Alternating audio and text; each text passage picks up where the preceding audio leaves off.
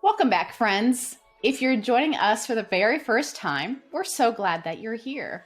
This is LeadSpeak, the podcast for school-based speech-language pathologists, where we shine a light on leadership, the kind that helps teams thrive and students succeed. We created this series because leadership in our profession doesn't always come with a title, but it does come with responsibility, vision, and impact. Whether you're guiding a team or leading from the therapy room, this podcast is for you. Today's episode is one of those conversations that will stick with you long after it ends.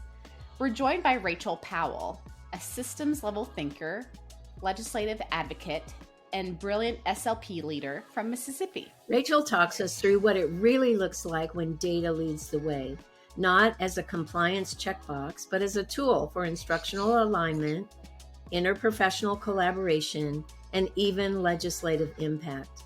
And let's just say, if you've ever wondered how SLPs can shift entire systems, you'll want to lean in for this one. She's honest, passionate, and deeply rooted in the belief that when we bring clarity to students' needs, everyone, from teachers to policymakers, can do better.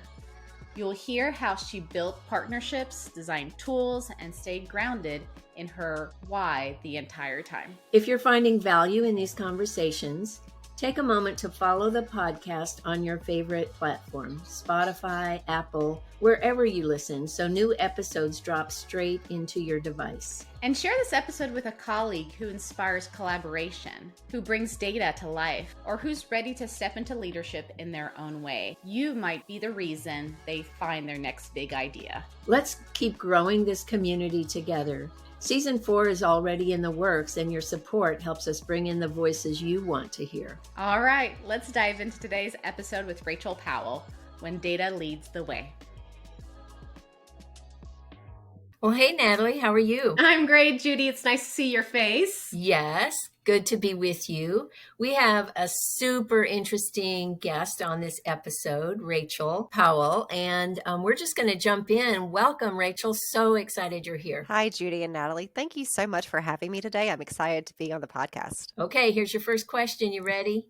Yes. Okay.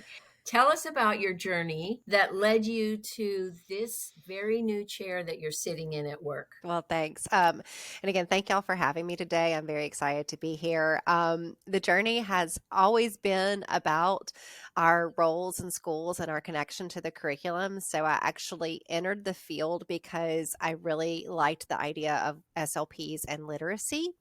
And my mother was the English language arts coordinator for a small parish in Louisiana, and also the dyslexia coordinator. So I was really interested in the dyslexia aspect of reading and reading disabilities. And she steered me towards, when I said, I really want to work with children and reading, she said, well, you should try speech language pathology instead of a reading specialist because they do everything. And I'm so glad that she steered me in that direction because, as we know, reading specialists know a whole lot about how to teach reading, but the SLP aspect brings that diagnostic perspective and the way that we actually dive in and diagnose and then guide the path towards those interventions with whatever area of linguistically based they are. So I have practiced in schools. I think this is beginning my 22nd year. So it's kind of wild to say that I have 20 years of experience. It doesn't feel like that at all. Yeah, you look like you're 24. So. Oh, you're too kind.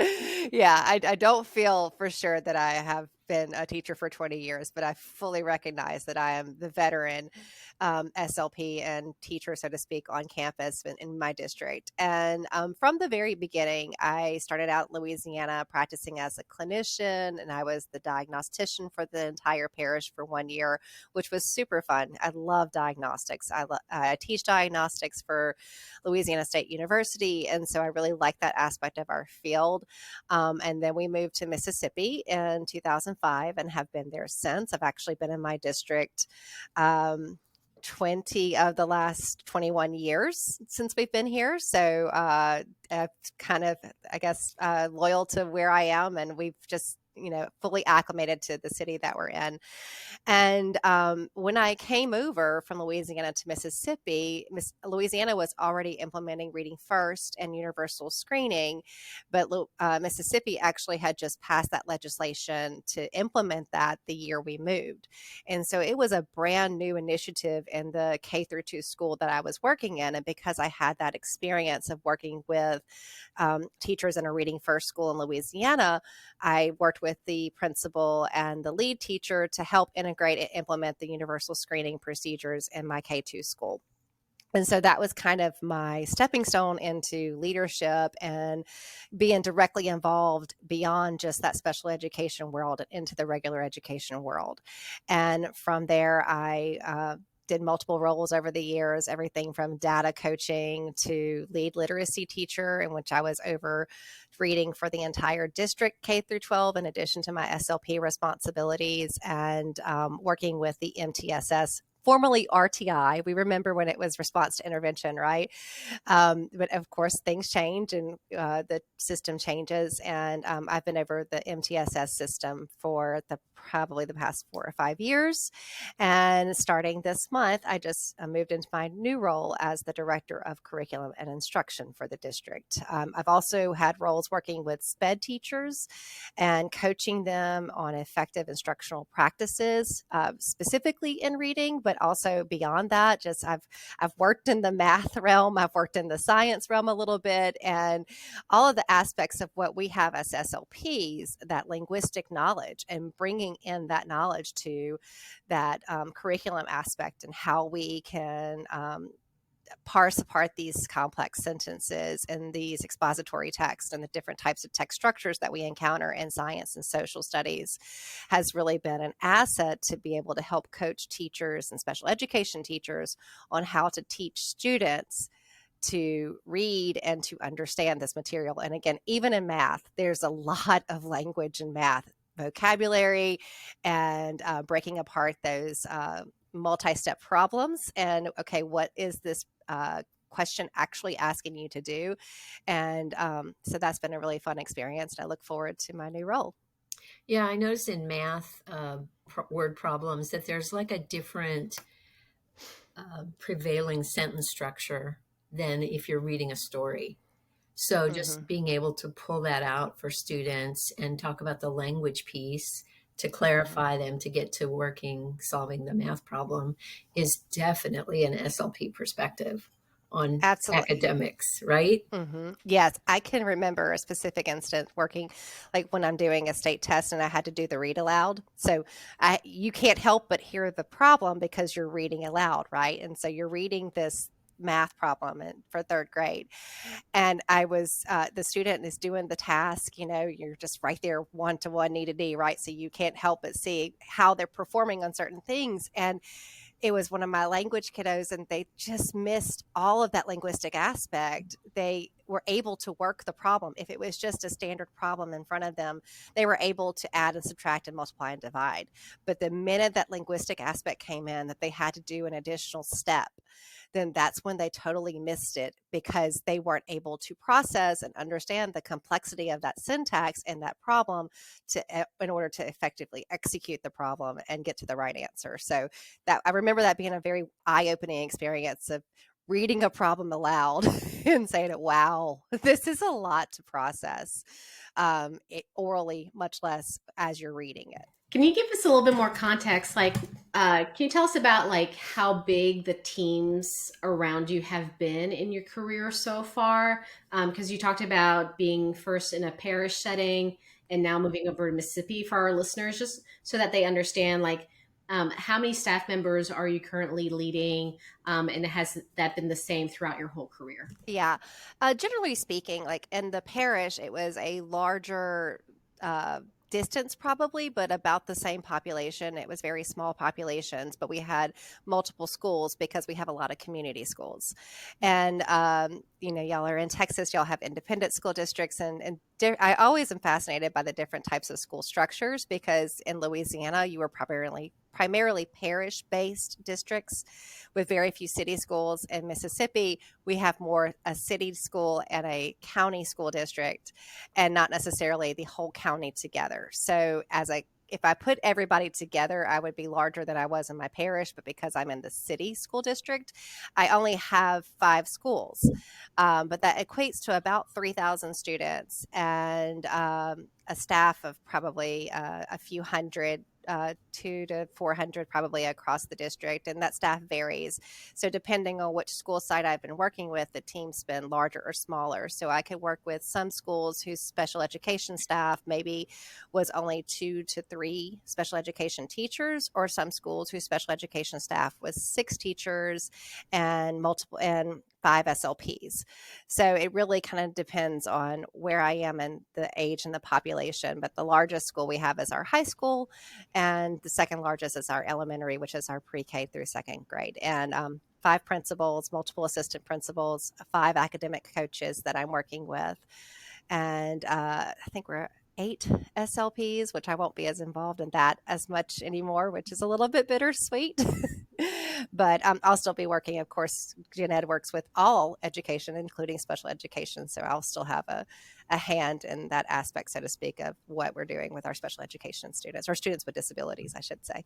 It sounds like you'll be busy regardless. Very.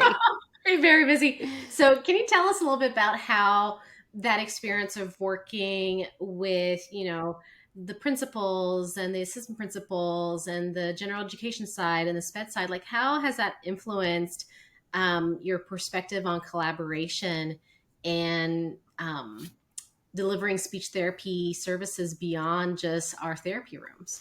Yeah. So I always kind of came in from that perspective of that I believed in practicing in classroom settings and being in the classroom with that classroom teacher. I think in my youth, I was a little bit more enthusiastic as far as, yes, we just need to do this and you just need to listen to me because this is how it should be done. I had not yet mastered that skill of being able to build that relationship and that rapport with teachers to be able to enter into that classroom, because that is their space. That is their expertise and their realm. I am a support aspect. And there are some barriers and some walls to break down if you start practicing in that collaborative practice of working in co-teaching type of aspect. And that doesn't happen overnight. And you start small and build towards that relationship and find someone who's open and receptive to, yeah, you know what, I do want you in my classroom. And sometimes the structure of the classroom is better depending on the grade level and subject area. For instance, it was very easy to be in a collaborative co-teaching or really station teaching setting in the kindergarten classroom, because they were already designed to be station teaching types settings, with the teacher assistant at one table, the teacher at another table, and then students at independent centers. Very easy for me to come in and run a small group. Versus if a classroom does not run in a small group type of structure, and that they're mostly doing primarily whole classroom lessons without a lot of small group breakdown, well, then that's very difficult to come in as a co-teacher and either do a whole classroom lesson or try to build the structure for a small group. So there might be some systemic barriers or systemic structural issues that either need to be changed from the leadership perspective or from within those teachers before you can even approach doing a collaborative practice type thing. But I think that when teachers start to see that we are here and on the same team and working towards the same end goal, I mean, nothing's more meaningful than when I've collaborated with a teacher working on a standard, and then we get the state test results and the student comes back and gets a 100% on the language standards, because that's what we worked on all that year. And that helped that student pass that third grade reading test. When you get results like that, it's very meaningful. And then every teacher says, hey, I want you in my classroom. Why don't you how come she gets that and I don't? So you have to take the time though to build that relationship. And it doesn't happen overnight. It probably took me 3 to 5 years in each of my settings to build that relationship and that before I was able to really gain some traction and do some more innovative practices that I was always, quote unquote, preaching about, that this is the way we should be doing it. Just because I say it should be done that way doesn't, or the research says it should be done that way, doesn't mean that's how we approach it within that school setting. Having leaders who support that too is really beneficial. I remember one year I came back from an ASHA convention and I had all of these handouts and all of this research from ASHA that I brought to my SPED director. And I said, look, I really want to do more of this type of practice. I think it was more of the 3-1 model. That's what it was. It was a 3-1 model. And I said, here's what they did in, I don't know, Philadelphia, and this is how it worked. And here's what they did here, and here's what they did here. And my SPED director said, okay, yeah, find a teacher. You can do that. You can change the way you're writing your IEP minutes because the State Department said we could write it like that. Then if the State Department come back and said, you know what, you can't write your minutes by month, you have to write your minutes by week, well, then that's a barrier, and so you still have to work within the systems. And when the State Department says that, we get MISHA, our state association, to go have a conversation with the State Department and say, now, why are you saying that? Can we get that changed? Is there a reason or a rationale? And sometimes there is. Sometimes they've encountered certain things in audits that made them say certain things, or something's happened in a court case within the state that you may not be aware of. So getting to the root of why things are the way they are within that systems is helpful in order for you to navigate that and advocate for practices that we believe as professionals are effective and work. But it's not an overnight process, and it's not just going. But you can, if you do your homework as far as the research and bring it to it and just ask, say, hey, can we try this? I have found that has been successful, and that I was able to implement things that other SLPs or other teachers even weren't able to implement because they just never asked. And then you start doing it and it works. I think one of the pieces of your magic potion, Rachel, is data. I heard you say that along with being an SLP, you did data coaching. You brought in your Louisiana experiences and helped implement new Mississippi requirements and helped out. But then I also heard you say you build relationships with teachers who you want to collaborate with, and then the child gets 100% in reading on the state assessment. So you tell that story, you use that data. And I think that too often we miss the deliverable that SLPs are so much a part of, and that's the student achievement piece. And helping children be smarter in school is what we're all about and what we're working for. So you've done a lot of different things, like even things you haven't mentioned to us. You talked about some of the hats you wear. You've been an SLP provider doing innovative things and listening to what other folks are doing, and then coming back with data to your district and saying, hey, can I try this? And I'll tell you how it works because I keep data. You've been a literacy coach, the lead literacy coach. You've done data coaching. You didn't mention this, but I know you've been a visiting professor.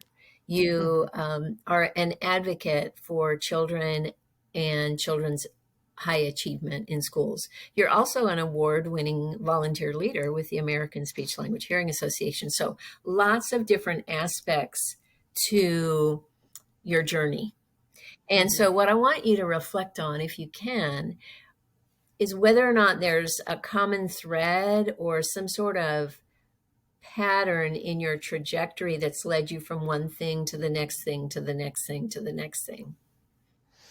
Oh, Judy, that's a great question. So I can remember when I was in undergraduate school and I had a professor named Virginia Berry, the late Virginia Berry.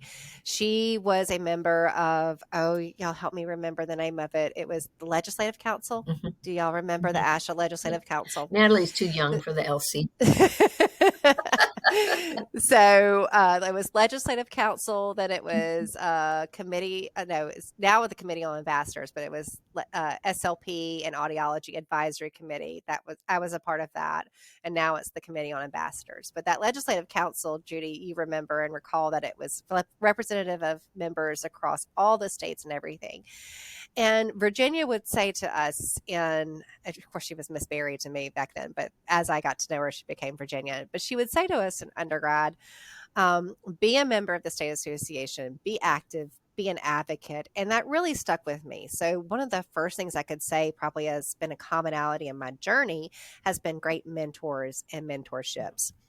And it started with Virginia. I had the pleasure of being able to work with her on our state association board of directors when I moved back to Mississippi, and worked with her until she passed in the early 2010s, I believe.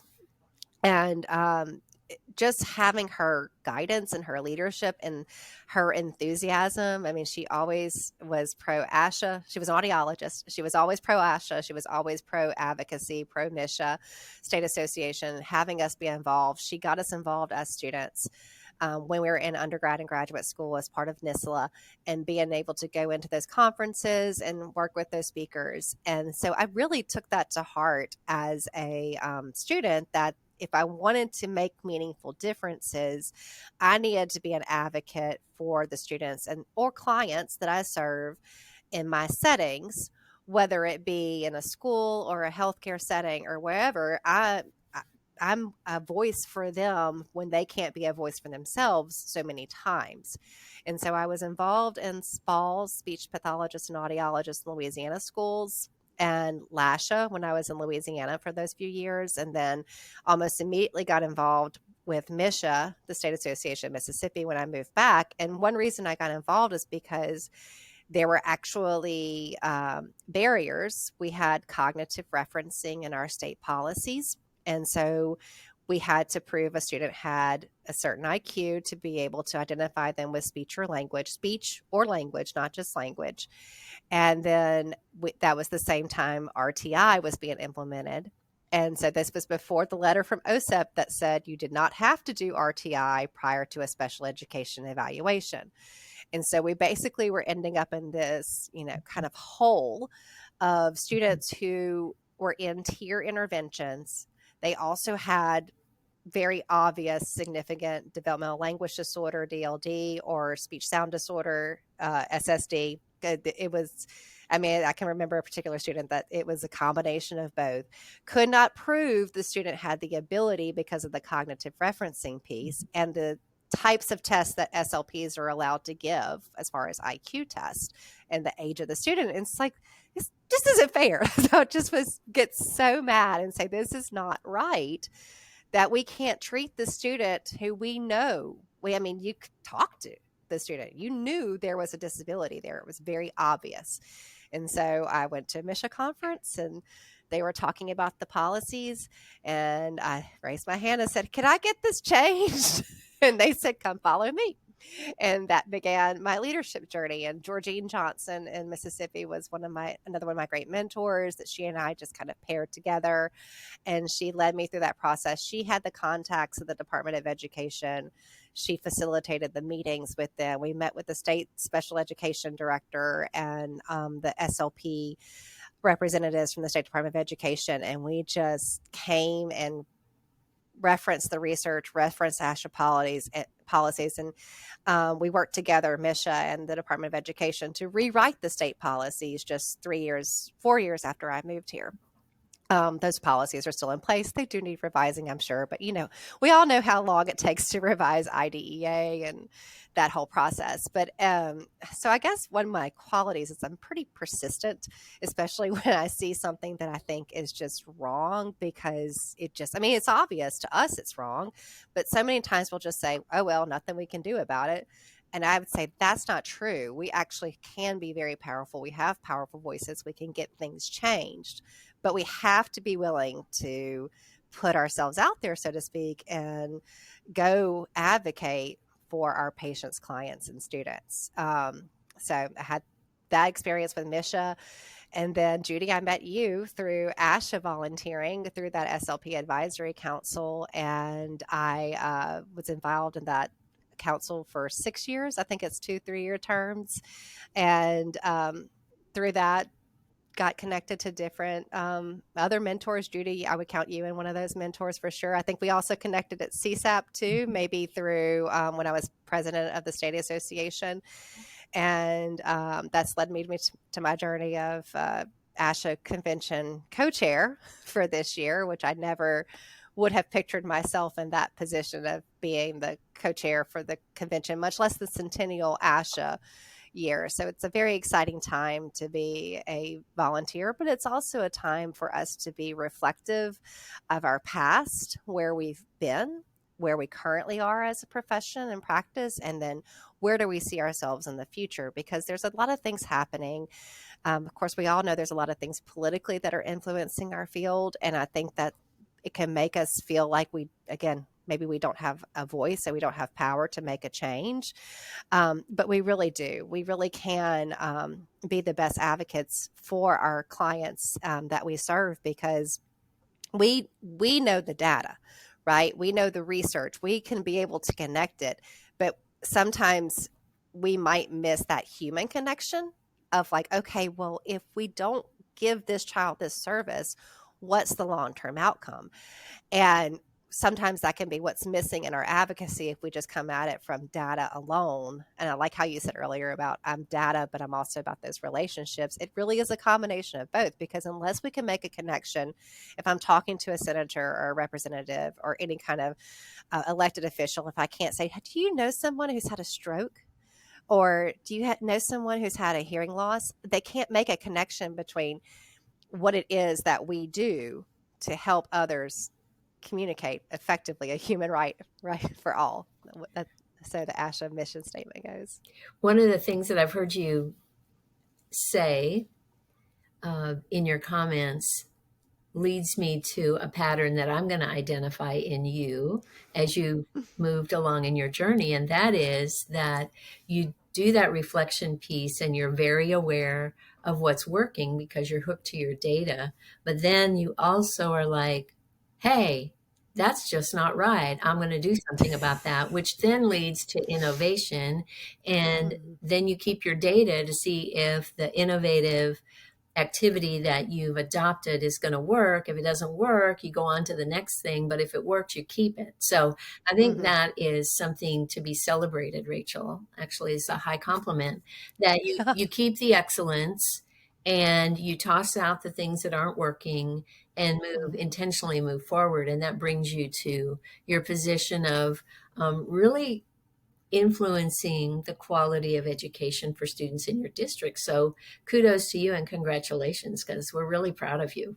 Oh, thank you so much. I appreciate those kind words and for identifying that in me, because I don't necessarily always see that in myself. And the data part, we always joke, especially at work, that I need the t-shirt that says data girl or data or it didn't happen.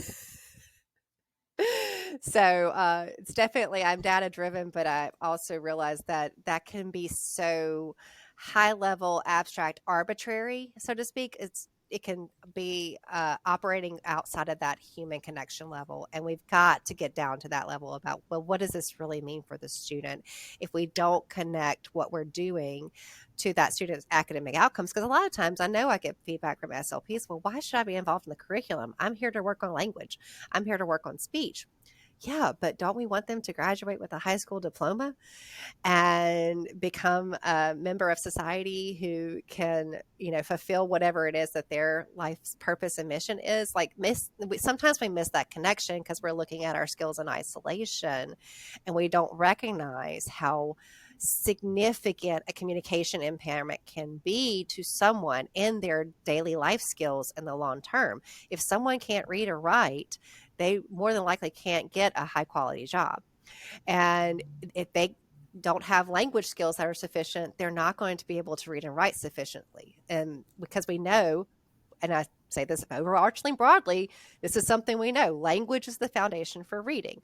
Reading and writing are linguistic skills. And if we don't make that connection, then we're losing that component of functional communication that our clients require to be successful in whatever it is that they may be doing. And sometimes I think that we might, if we're not making that connection, we're losing sight of it and maybe doing a disservice to students if we let them go too early because their oral language appears sufficient. But you know what? They really still struggle in that reading and understanding those expository texts. That's a piece that's missing. And something that I think that we might miss too as SLPs is that if you're on a team of a gen ed teacher, a sped teacher, and an SLP working with a student, more than likely you are the most highly qualified professional on that team, because everyone else, the minimum entry requirement is a bachelor's degree, and ours is a master's degree, in addition to our clinical fellowship, in addition to all of those hours of training.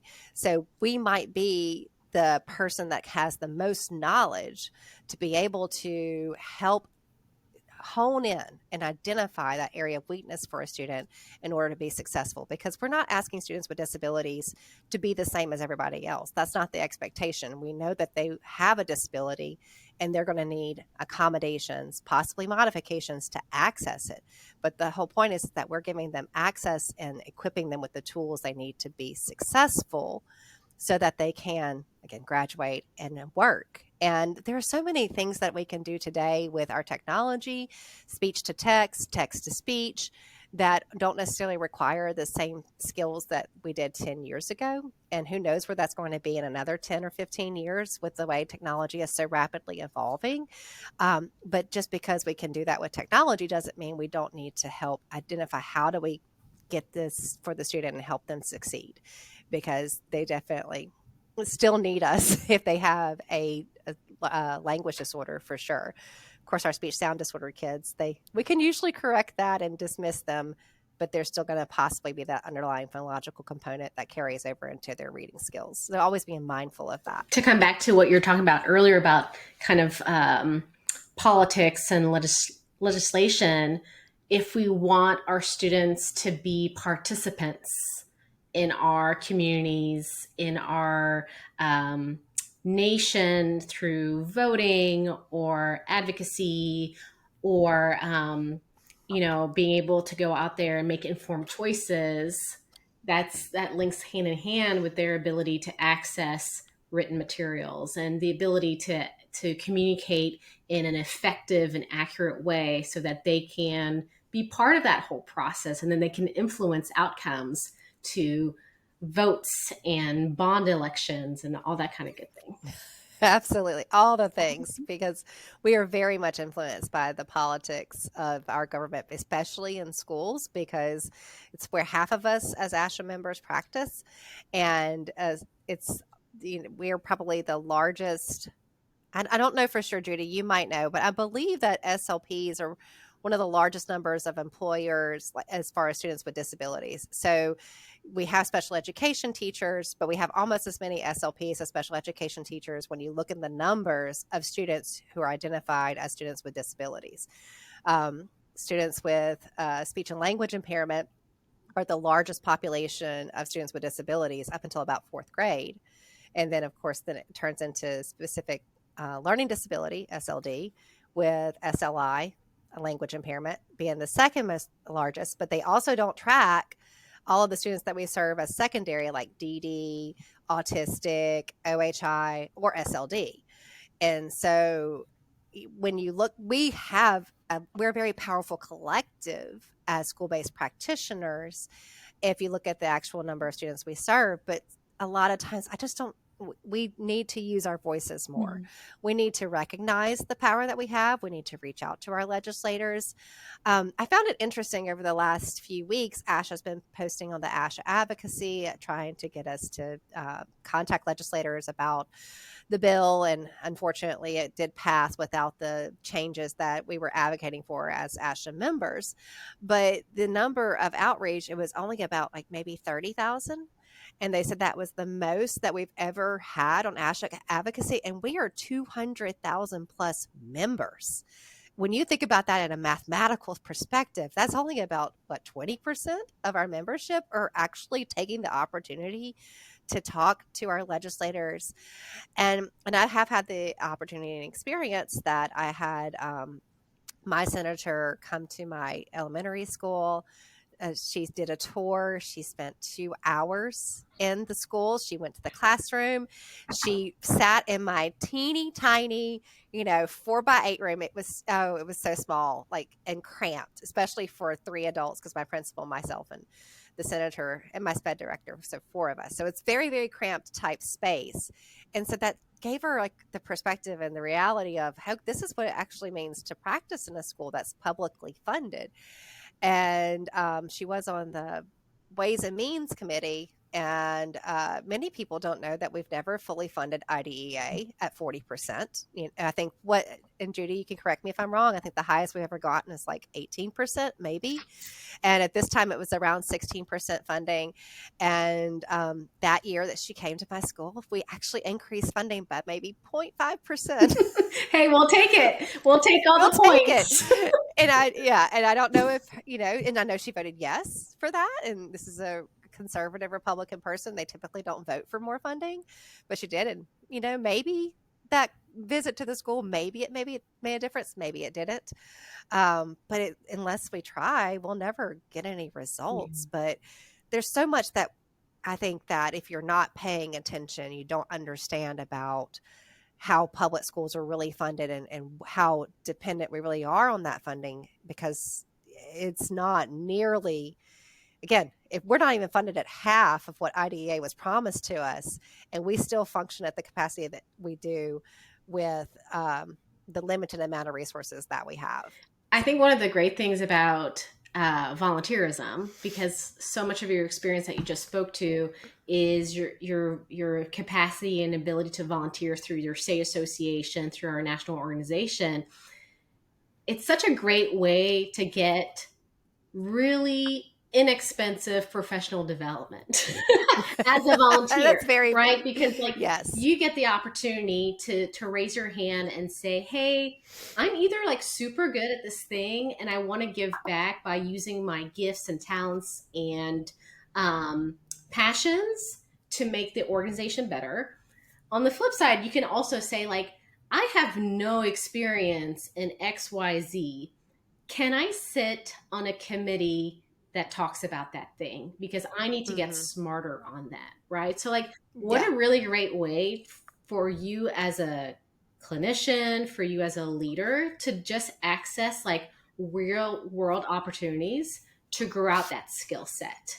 And maybe what ends up happening is you get a legislative individual come into your tiny office and maybe have conversations that you wouldn't get otherwise. So that's phenomenal. I think if you're a person in a leadership role, or you're thinking about what your next steps are in your career, looking at volunteering opportunities either locally or at the state level or even national level could maybe give you access to projects and topics that you just wouldn't get managing your caseload on your campus. So that's really absolutely good. I do have a question for you, because I am not your data girl. I will not donate a data t-shirt. I will fully admit, for me, I think I'm much stronger with the relational aspect of leadership, right? Data is one of those things that I have to continuously find opportunities to grow in and really hold myself accountable to that. So if you were talking to me and you were coaching me as a data coach, what would you say to SLPs that kind of are more aligned with my brain style, as far as making sure that they can improve, or we can improve our data tracking efforts? Do you have any practical advice on how we can build out that muscle? Yes.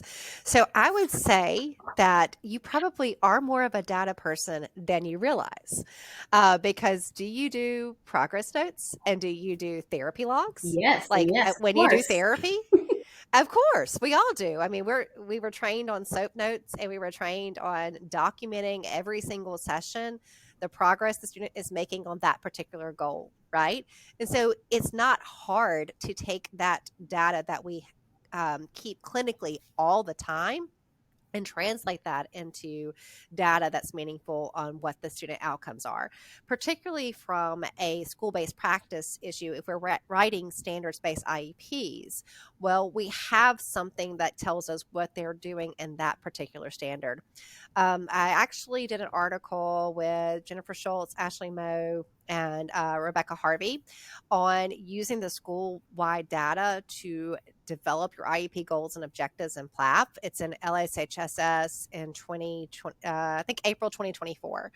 And If you search my name, you'd find it. And we took all the possible level school data. So your universal screener data or your state data, your state assessment data, things like that, and say, okay, how do I use this to now develop a goal or objective that's aligned to the curriculum and effectively implement that in my practice?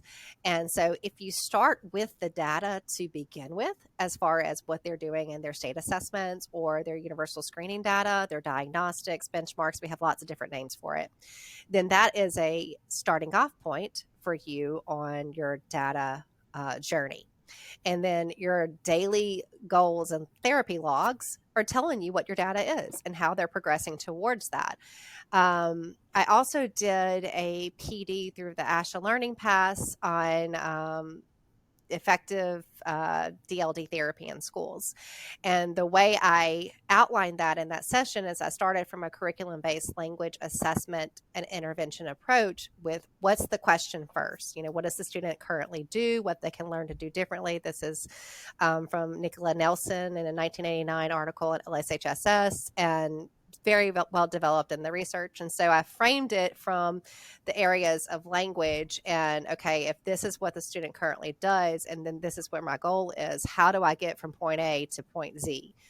And this is how I can use the data for that. So I say to you, Natalie, you are data driven. You just don't know or don't think about it in that aspect. But when you start thinking about like, oh, I actually do keep data, and now I'm connecting it to what that student's doing in the classroom, then you can start making that meaningful traction. One thing we do in our district is that we have quarterly, after every 9 weeks, meetings with our SPED teachers and SLPs, and we discuss that student data. So that initial meeting is their initial data assessment, their universal screeners, their diagnostic and benchmark, their state assessment performance, if that's applicable, third grade and beyond. Okay, this is where they are. Now, what do you see? Does the IEP need revising? Do we need accommodations revising? Or whatnot, and how are they progressing towards that goal? Because we're also looking at, in our state, as in many states, growth is a big factor of our accountability model, particularly growth of the bottom quartile, or as we call it, the bottom 25%. And so a lot of times those are our students who are our lowest performers, and we're just trying to grow them. We're not trying to get you on grade level, and not that we don't want them to get there, but that may not be attainable to go from a basic to a pass rate. So, but how do we get them from A to B, and how many points that is? And how do we just hone in on that particular skill to help increase their overall performance and success academically? Because usually we're really good about giving students the supports they need to be academically successful in whatever the classroom requirements are. In schools, we have a lot of protective factors in place, like daily grades and homework and spelling tests and things like that, that can help a student be successful as far as their grades, but they still fall short on those standardized assessments, such as, you can just look at the NAEP data and look how poorly our students with disabilities are performing in comparison to their peers. And we're just not making a lot of traction or gain on that. And I think that's just because it's very hard to do what those tests require them to do. But also we don't necessarily always get into where that problem is so specifically that we can get right into again, they have a lot of overall, maybe there's multiple things you're dealing with, but how do we hone in on one thing and just grow this student and their overall understanding of complex syntax?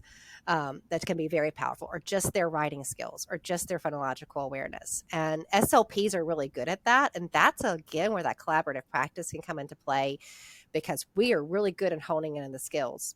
But the general ed or special education teachers, they know the overall everything. And they need the help from us to go, how do we hone in on this particular skill or standard and help them be successful and just keep moving that needle, so to speak.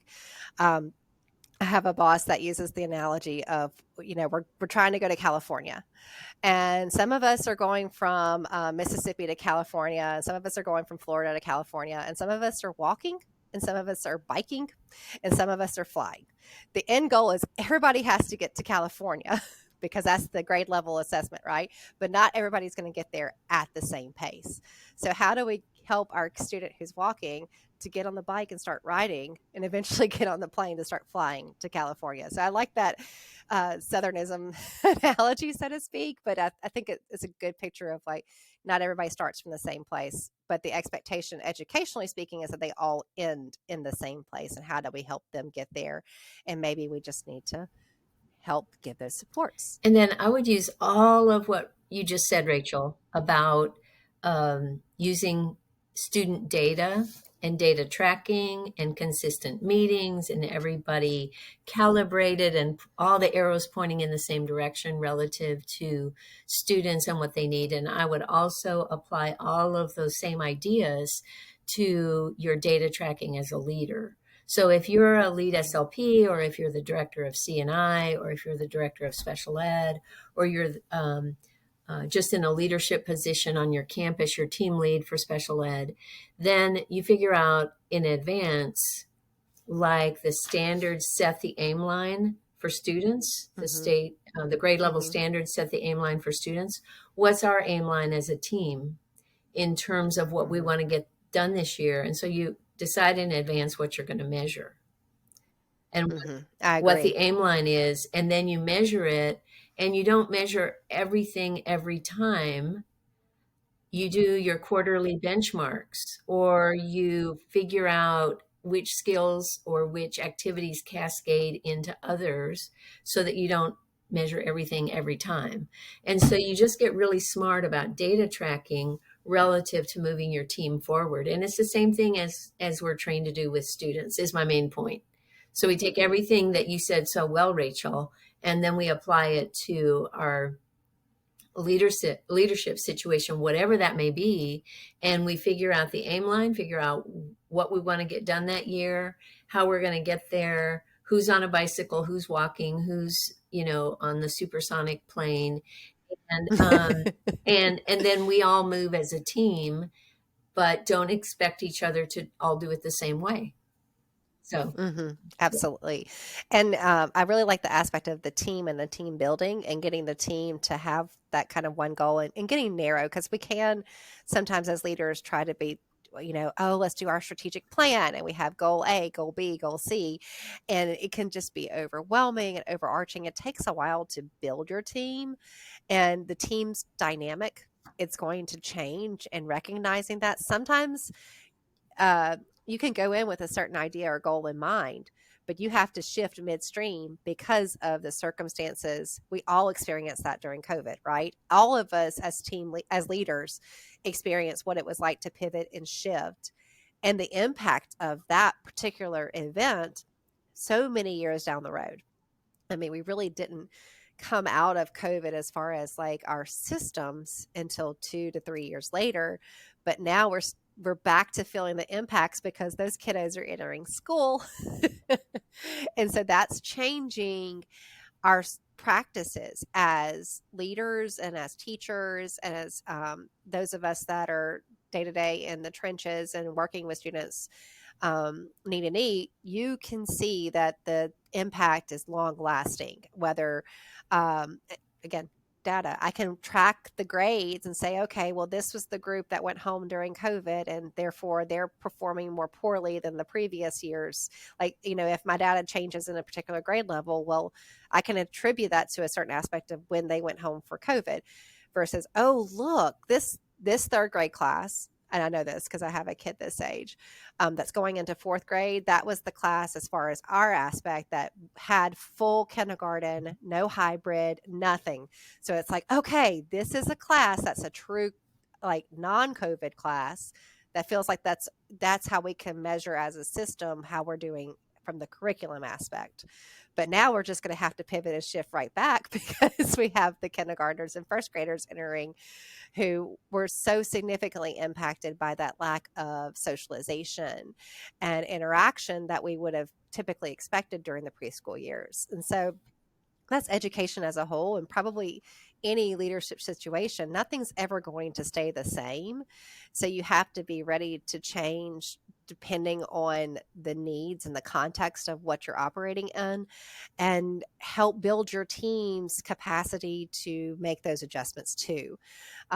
Because again, your team's going to change year to year. People are going to retire or go home or go to different jobs or whatever, but you're all working towards the same goal. And once you really establish, I have some teams that are so strong that I just know that I could, trust what they're going to do. I would never have to enter the room, but I feel confident in what we've built together and their ability to execute the tasks that they're being asked to do. And that's a good feeling when you're a leader and you can say, you know what, they are fully equipped. And but there's other teams, especially as teams change, that may need more support, especially in our world of teacher turnover. I'm sure y'all experience it as well. We are constantly getting new teachers or and teacher shortages too. So that's always a challenge as a school-based leader for sure. So let's talk about those teams that aren't quite as excellent as some of your other teams, and just give us some tips on how you use your coaching skills with grown-ups to get to that place of more effective, more autonomous teams that are just headed in the right direction and working well. Do you use your coaching or use inquiry based? How do you manage that? Or how do you now, as you're the director, how are you going to coach the coaches of those teachers or those teams to just be a little bit more effective? Yeah. So I definitely use my coaching experience and even my SLP type of experience, lots of inquiry based. In the past, as a leader, I might have been more authoritarian, so to speak. Like, this is how we're going to do it. This is the way it is. And not necessarily, and I would explain it and everybody say, sure, okay. And then just close their door and do their own thing. Versus now it's like, okay, well, I want us to look at it together. And I really want them to feel ownership in the process of what we're doing and trying to build as a system. I want the buy-in to be from my team members. And sometimes that means including the naysayers or the people who aren't necessarily on the same side as you. You have to have that perspective and that aspect and recognize where that's coming from, because it could be very valid and relevant points of view as far as why they have that particular position of wanting to change or do something different. And so in my more experienced leadership experiences, I've taken more of that coaching and inquiry based approach of, here's our problem, right? So how do we approach it? What do we think are possible causes of the problem, and what are possible action items? So it's more of a shell of action items, what should we be doing? But I'm not the one saying this is what we're going to do. I try to lead them to where I believe we should be going, but sometimes that also means I might have to change my perspective and say, you know what, I really thought that this is what we should focus on, but looking at it from the broader perspective and listening to my team members, it turns out we need to pivot and focus more on this particular area. Because I might think that SEL, social emotional learning, is the end all be all, and that needs to be where we focus. And then I zoom out and say, okay, that's important, but we might need to focus more on this particular aspect of tier 1 instructional practices, for instance. And so being able as a leader to recognize when we need a change is pretty important too. And listening to our team members. But in my experience, especially like with that really effective team, we went on that journey together. And we still ended up in the same place together because we were all looking at the same aspects that were influencing that particular piece of data or goal. And by walking through that process together, we all ended up in the same place and the same conclusion for the next steps and actionable items. So what advice would you give SLPs who maybe have identified something where they feel really passionate about, either within their school building or their district or maybe at a higher level, and they feel like they don't have permission, so to say, to be able to take action on it. What Mm-hmm. would your advice to them be moving forward? I would say if there are aspects that sometimes that they don't have permission, depending on the setting and the leaders they're working on. Sometimes you do have leaders that are very much micromanagers and not willing to move, so to speak, on something that they want to change. So sometimes changing the environment could be what that SLP needs to do. I'm not going to say you can always make the change in your schools, because yes, you can have success, but maybe sometimes that opportunity for advocacy isn't there. But also, I would say be sure you're asking and talking, like talk to your principals, talk to your lead teacher, talk to the leaders of the school teams, because if you've worked in any kind of environment long enough, whether it's a school or a private practice or a hospital, you know who the leaders are within your work setting. And so maybe you can't get your principal to move on something, but your principal really listens to your ELA chair, and really buys in and, thinks that they are the end all be all and they can do nothing wrong. So maybe the N is not with the principal. Maybe the N is with the department chair, or with that lead teacher or that sped teacher. So sometimes it may not be by ourselves that we're getting these practices changed. Sometimes we might have to go to another team member and get them on board and then do it together. The more, if you're a leader, let's say again, a principal, it's really hard to go against something your entire team wants to do. So sometimes we might need to use our different avenues of leadership to be able to get things changed or try something new. But I do think that our leaders, as far as especially good leaders, good principals, good SPED directors, curriculum directors, whatever it is, they're willing to listen. If you're in a school environment that's a positive environment, or any work environment really, if you're in a positive work setting and work environment, a positive school culture, then your leaders are going to want to hear from you and listen to you. And if they say no, there might be a very good reason or rationale for them saying no. You just never know exactly maybe what the big picture is. And taking a moment, like if you get the no, okay, well, maybe my ask was too big. Maybe I can come back to the table with something a little bit smaller.